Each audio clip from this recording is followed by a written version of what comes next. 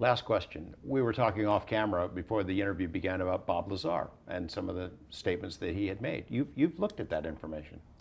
Yes. Now, I haven't, I've only come across this fairly recently since I do research on, distant quasars and black holes and uh, um, dark matter and things of that kind, and I'm rather new to this.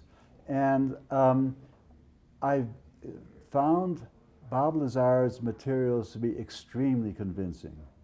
And Bob Lazar, the movie, to me, is unfortunately about the question of is his testimony real and is he real and all of that, which I am not the least bit interested in.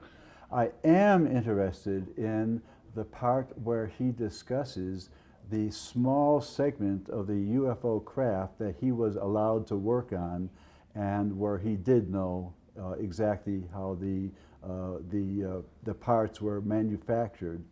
But he did not say anything about how they worked. And I'm convinced that what he was describing is the UFO's brain. Now, in my lecture and in the free volume, I discuss how the very difficult for physics to swallow instantaneous propagation of information through the universe exceeding the speed of light, now measured to over 100,000 times the speed of light. That's the speed of quantum, and it might as well be instantaneous if it's that fast.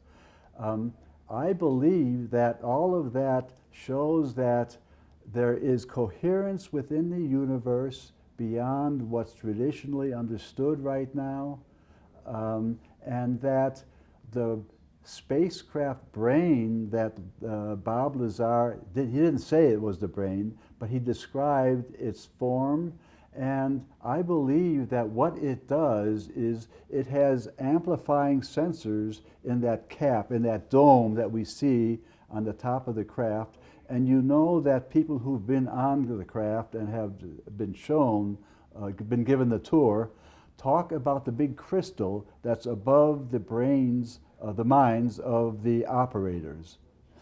If you look at Bob's sketch, you realize that the crystal is at the focus or at the center of the detectors.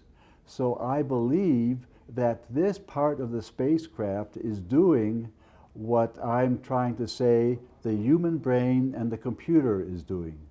Namely, it's taking information about where it is along coherent paths in the universe and comparing that to a picture of the overall structure of the universe. And that informs the craft if it's getting closer to its destination, which is in the minds of the operators below the prism.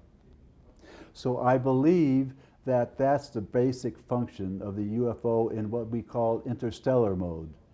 There is also another mode for the spacecraft that's again described in good detail by Susie Hansen, who was taught to operate the spacecraft. It describes the falling leaf operation and seen in the spacecraft's motion and all of those things.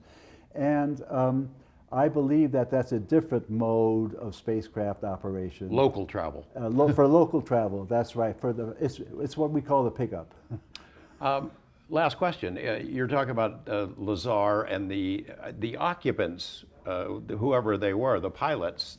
They were a necessary component of how this thing functions. So us trying, if we have those craft, us trying to duplicate that, we're going to have a hard time, I would think. I think you're right about that, but I think there are some fairly simple solutions. And so since I'm not in the business of operating and making these craft, I haven't really explored that in any depth, but I believe there are some simple solutions.